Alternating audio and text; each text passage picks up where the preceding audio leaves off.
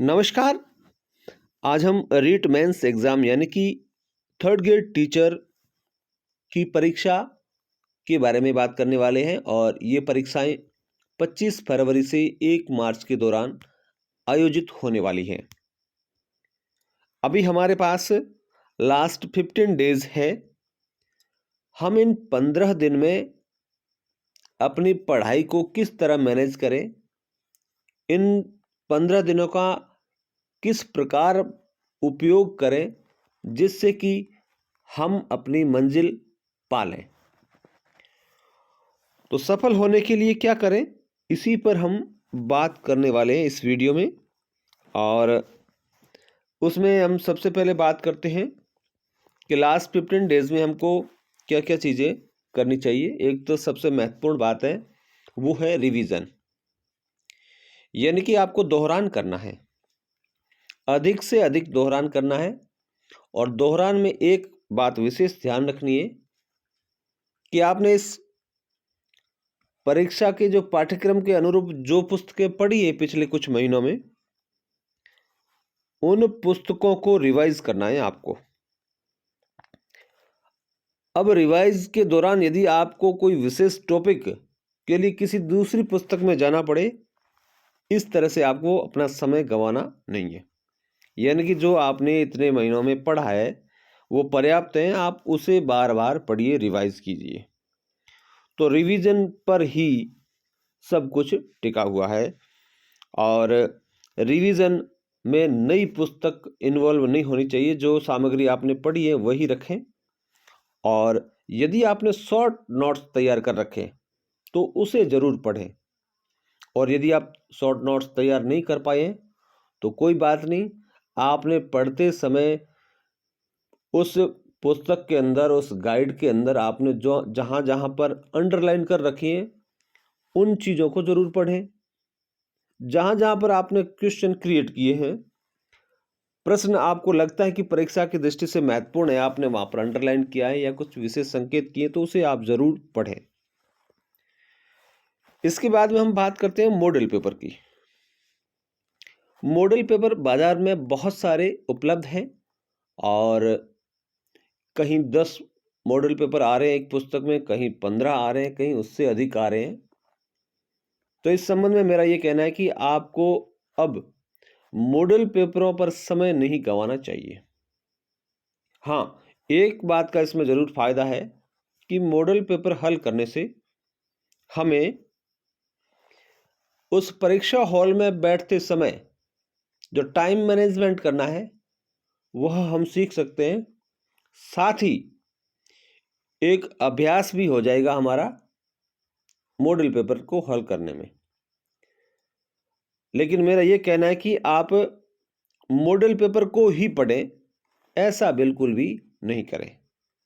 हो सकता है आप दूसरे दिन या तीसरे दिन या सप्ताह में एक बार परीक्षा से पहले 2-3 मॉडल पेपर आप ज़रूर देख लें, लेकिन सिर्फ और सिर्फ उन मॉडल पेपर्स को पढ़ना ये मेरे हिसाब से सही नहीं है। अब हम बात करते हैं न्यू बुक्स की, यानी कि इससे संबंधित हमने अभी तक जो सामग्री पढ़ी है, उस पढ़ी हुई सामग्री के अतिरिक्त जब हम बाजार का रुख करते हैं या कोई मित्र मिल जाता है या कोई जानकार कह देता है कि यह पुस्तक बहुत अच्छी है, लेकिन अब आपको किसी भी नई पुस्तक को न खरीदना है और न ही उसे पढ़ना है, क्योंकि नई पुस्तक को पढ़ना नए सिरे से शुरू करना है और वह एक तरह से टाइम वेस्ट करता है। तो इसलिए मेरी सलाह है कि आप कोई भी नई पुस्तक नहीं खरीदें। और अब बात करते हैं करंट जीके की।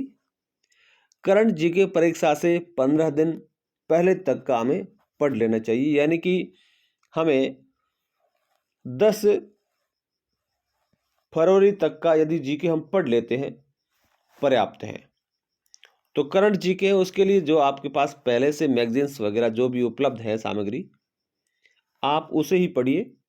आपने जिन मैगजीन्स को पढ़ा हो, चाहे क्रोनोलॉजी हो, चाहे मूमल हो, या आपने जो अखबारों से कहीं से भी जो नोट्स तैयार कर रखे हैं, जो सामग्री आपके पास में है, अब आपको उसे रिवाइज करना है। अब आप मार्केट का रुख करें और वहाँ से कोई नई पुस्तक उठा लाएं करंट जीके की, उतना समय अब नहीं रहा है। तो आपने जो पहले पढ़ा है करंट जीके की बुक्स को, मैगजीन्स को, आप उसी को वापस पढ़ें। और अब हम बात करते हैं कि एग्ज़ाम हॉल में जाने से पहले हमें किन बातों का ध्यान रखना है। तो एग्ज़ाम हॉल में जाने से पहले ही पिछली रात को, यानी कि 25 को एग्ज़ाम है, तो 24 की रात को आपको पर्याप्त नींद लेनी है। पर्याप्त नींद लेनी है आपको। रेगुलर जो नींद लेते हो उससे कहीं ज़्यादा, 6 से 8 घंटे आप नींद लीजिए आराम से, पूरी नींद, पर्याप्त नींद हो।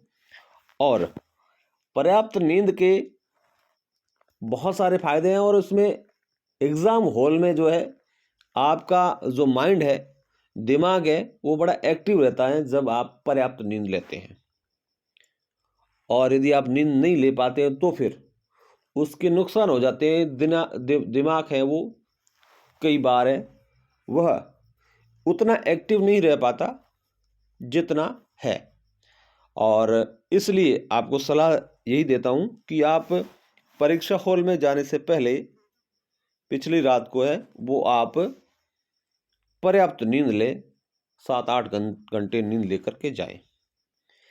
इसके अलावा आप पहले से ही परीक्षा हॉल में जाने की जो आवश्यक सामग्रियां हैं, प्रवेश पत्र, पेन इत्यादि जो भी है आपके लिए निर्देश है, निर्देशों के अनुरूप सामग्री आप तैयार करके रखें।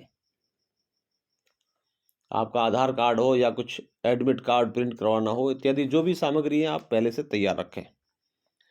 और अब हम बात करते हैं कि एग्ज़ाम हॉल के अंदर हम किस तरह पेपर को सॉल्व करें।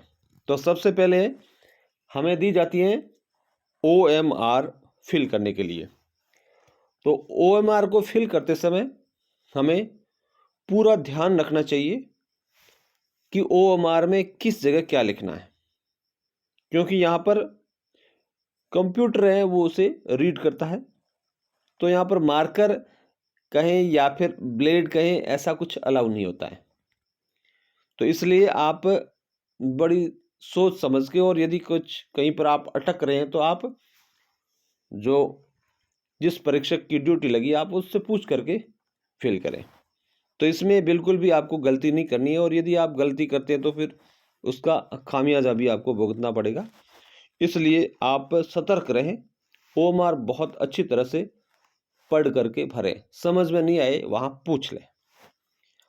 अब हम बात करते हैं पेपर सॉल्व करने की। पेपर सॉल्व करने के लिए हमें सबसे पहले प्रश्न को पढ़ लेना चाहिए, प्रश्न की प्रकृति को समझ लेना चाहिए। हो सकता है आपको प्रश्न है वो पढ़ने में समझ ना आ रहा हो, या फिर आप बहुत जल्दबाजी में पढ़ रहे हैं। तो मेरी सलाह है कि आप प्रश्न को 1 से अधिक बार पढ़ें, 2 बार पढ़ें, ताकि प्रश्न समझ लें आप, और उसके बाद में आप उसका उत्तर लिखें। कई बार हम प्रश्न को पढ़ नहीं पाते हैं जल्दबाजी में, और जो उत्तर पूछा हुआ होता है, क्योंकि उसके जो उत्तर होते हैं, विकल्प होते हैं, वो हमें थोड़े जाने पहचाने लगते हैं, तो हम वहाँ पर टिक करके या फिर कहें कि गोला करने में जल्दबाजी कर लेते हैं।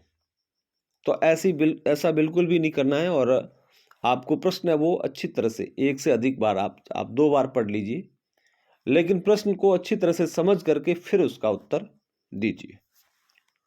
तो इस तरह से आपको आराम से प्रश्नों को पढ़ना है। आपको जो जो प्रश्न आ रहे हैं आप उनको सॉल्व करते जाइए, और साथ ही आप टाइम का ध्यान रखें। टाइम मैनेजमेंट बहुत काम आता है इस परीक्षा में, और टाइम मैनेजमेंट के अनुरूप यदि आप चलते हैं, समय प्रबंधन यदि आपका अच्छा है, तो आप पर बिल्कुल भी प्रेशर नहीं पड़ेगा। अन्यथा आप धीरे धीरे प्रश्न पहले करते हैं आराम से, स्लो स्पीड में, और बाद में जब बर्डन ज़्यादा हो जाता है, प्रश्न ज़्यादा बच जाते हैं और समय कम होता है, तो फिर हमारे ऊपर प्रेशर आता है। इसलिए आप शुरू से ही आप जो अपनी स्पीड है वो बनाए रखें, प्रश्न को अच्छी तरह पढ़ें, हल करें और जहाँ पर श्योर है वहाँ पर टिक करके गोला कर दें। इस तरह से आपके जो 150 प्रश्न हैं, आप फर्स्ट राउंड में आप जितने कर पाते हैं एक्यूरेट 100% जो आपको आ रहे हैं, आप उनको टिक लगा करके गोला कर दें। इसके बाद में प्रश्न जो बचते हैं वो है कन्फ्यूजन वाले प्रश्न। फिर दो ही कंडीशन रहती हैं, जो प्रश्न हल हो गए उसके बाद में या तो कन्फ्यूजन वाले हैं या फिर बिल्कुल भी नहीं आ रहे हैं। तो आप कन्फ्यूजन वाले जो प्रश्न हैं उसको थोड़ा सोच विचार के करें, उस पर थोड़ा समय व्यतीत करें और यदि आपके जो विकल्प हैं आप उसमें से 2 विकल्प तक पहुंच जाते हैं, तो फिर आप विचार कीजिए कि आप किस तरफ जाते हैं। आपको वो प्रश्न है वो थोड़ा अटेंड कर लेना चाहिए और सोच समझ के करना चाहिए। आपको लगता है कि बिल्कुल नहीं, मैं बिल्कुल भी सेफ नहीं लग रहा हूँ या मुझे ये सही नहीं लग रहा है, तो फिर आप ना करें। तो आप कन्फ्यूजन वाले जो प्रश्न है उस पर थोड़ा विचार करें और ये प्रश्न है वो फर्स्ट राउंड में यानी कि जो 100% प्रश्न जो जिनके उत्तर आ रहे हैं उनको करने के बाद में इन पर विचार करके करें। तो इस तरह से जो आप है वो टाइम मैनेजमेंट का विशेष ध्यान रखें और समय के अनुरूप चलते रहें। और यदि आपके कक्ष में घड़ी इत्यादि नहीं लगी है तो आप उस परीक्षक को जो जिनकी ड्यूटी है आप उनसे पूछते रहिए। तो इस तरह से आप परीक्षा हॉल में बिना प्रेशर के परीक्षा दें, किसी प्रकार का प्रेशर न लें और आपने जो पढ़ा है आपका वही पूर्व ज्ञान यहीं पर इस परीक्षा हॉल में आपके काम आने वाला है। तो इसलिए आपका पेपर अच्छा हो, ऐसे में आपको शुभकामनाएं देता हूं और मिलते हैं फिर एक नई जानकारी के साथ में अगले वीडियो में।